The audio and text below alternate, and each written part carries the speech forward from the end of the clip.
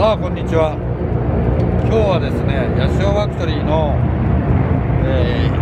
いろんなエンジンチューンをしてある車のドリ車を乗り比べしようと思います。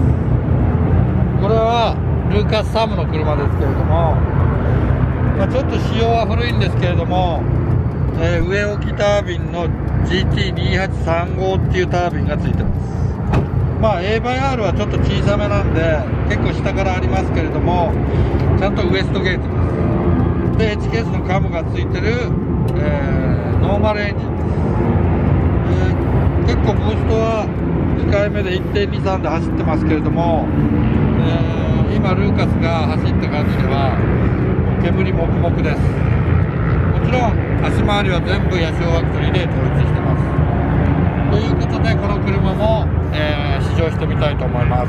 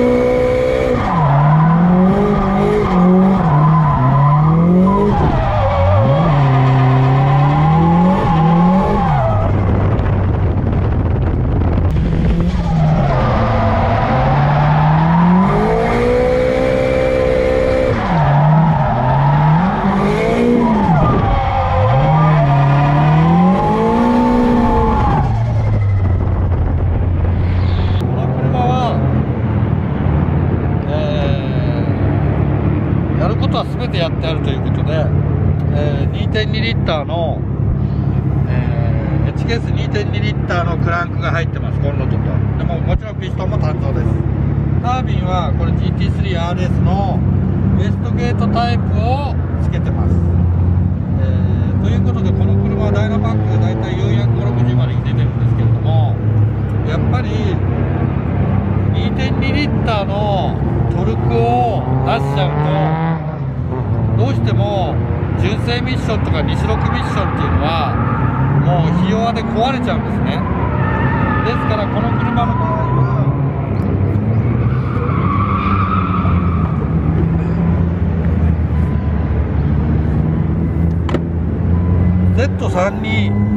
Z33 のミッションを入れてます。 Z33 のミッションに、プレートをかまして後ろのシフトのリンケージが長いのを俺が短く加工してつけてるんですけれども、この車はわりかしミッションはどこに入ってるっていうのもショートストローク化してないのですごくこれは乗りやすいです。ただやっぱりミッションのギアがでかいので街乗りにすると結構ゴロゴロうるさいんですよね。ですからこれは、ゴムと、鉛が入ってるサンドされてるゴムを貼り付けてその音を中に入れないような加工がしてあるんですけれども、ストリートで走ってもそんなに気にならないレベルまで音はしましたけど、こういう作業をしないと相当ノイズが入ってきて助手席の人との会話もままならないような仕様なんですけれども、やっぱり、SR エンジンは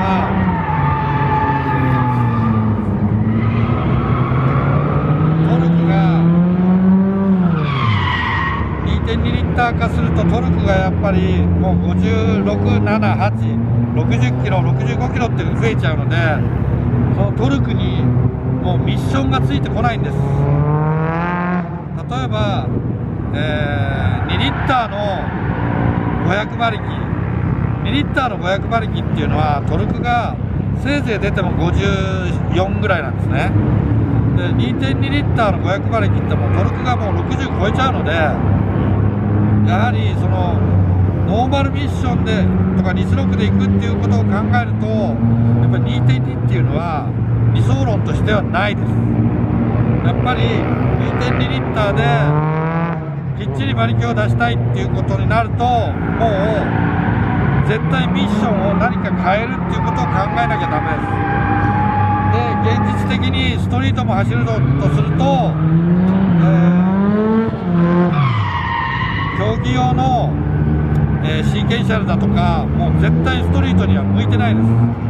で、競技用でもエッジパターンの6速とかだったらドグでもまあ使えるんですけども、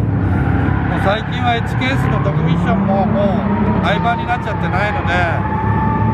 なかなかその選択肢が少ないですね。そういった意味では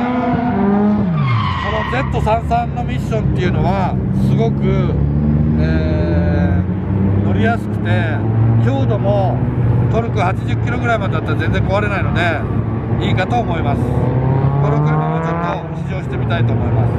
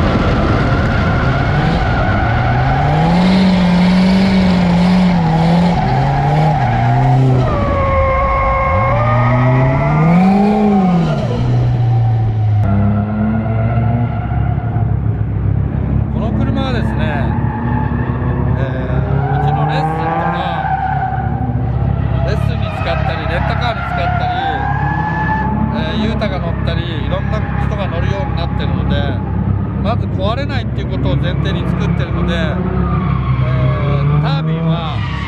昔の GTRS タービンですね、ボールベアリングのタイプ H ケースのだいぶ前に出てたやつなんですけれども、それに H ケースのカムをつけて、馬力的にはね、通常使ってるのが340馬力ぐらい、そのぐらいで走らせると思います。でまずこの車のすごいところは、もうかれこれ作って 4,5 年経つんですけれども、一度もエンジン開けたことないです。ノーメンテです。一回ラジエーターの水がなくなって水温が118度とかになっちゃったんですけれども、それでも未だに壊れずに走ってます。やはりその SR エンジンはガラスのエンジンとか言われてますけれども、きっちり作ればこの車の、使用度って半端じゃないんで、年間にしたら相当乗ってますから、うちのYouTube にも出てる川島親子がレッスンをやるときなんていうのはもうほとんど丸1日走ったりしてますから、そういう状態でも値を上げないと。これも今年はですね、ちょっと GT3RS に変えて今足回りをいろいろやってるんですけれども、これで、俺と藤尾と雄太がドリフト大会に出るということなので、と馬力を上げます。足回りもだいぶ煮詰まってきたので、今年は去年みたいに遊びでやってるドリフト大会じゃなくて、ちょっとだけ本気を見せて、お前らバカにすんじゃねえぞお前、今年は本気だからなっていう感じで、4月の10日11か10日か4月の10日開幕戦なんですけれども、その週の水曜日に岡宿で日光を借りてますから、本気度が現れてますよね。ということで、ルーカス・サムとうちのお客さんいっぱい連れて大会出ますので、よろしくお願いします。これも今ちょっとねチェックで張り切りますからね。ということです。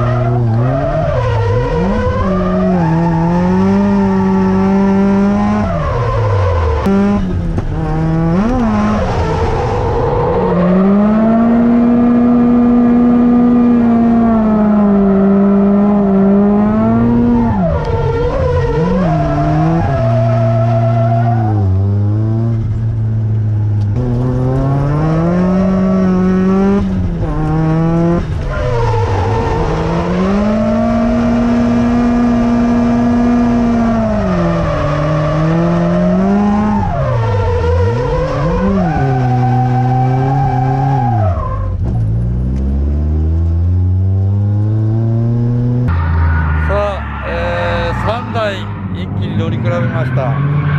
この車が一番馬力がないというか、今日ちょっとブーストコントローラーが調子悪くて、ブーストがコンマ95ぐらいしかかかんないので、若干パワー感はないんですけれども、やはり安定して乗りやすいですね、この車で。新しくつけたクイックシフトも決して違和感もなく普通に乗れるので、誰が乗っても乗りやすいっていう車に仕上がりました。さあ続いてこれですね、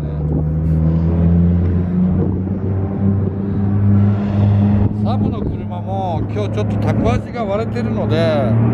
若干ブーストのかかりが悪いというか、下が若干ないんですけど、これもラック前出ししてんだよね。してますね。ラックを前出ししてることによって実にですね、ハンドリングは最高でした。すごい乗りやすいで、下がないけれども、サイド引いた後にちょっと半クラゲ気味でミートするともう全開でいけて、これは上のパワー感はさすがに2835で馬力もそこそこ出てるので、パワー感すごいです。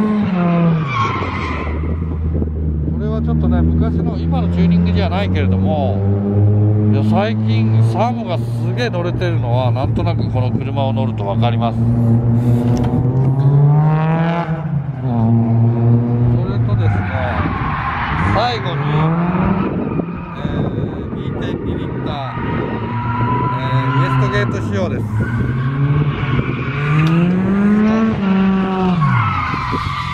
すがに馬力もトルクもあるだけあるんですけれども、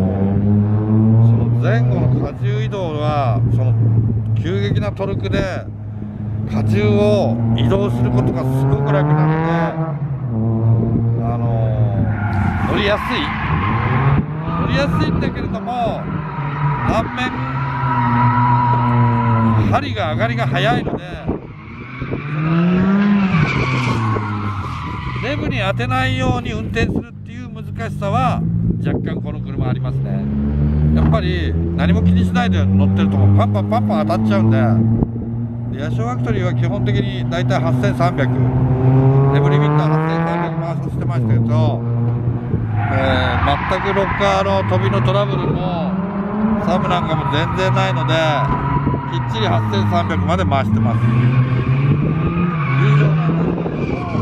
ども、やっぱり車の仕様は三者三様なんですけれども、作ってる人が一緒だから、なんか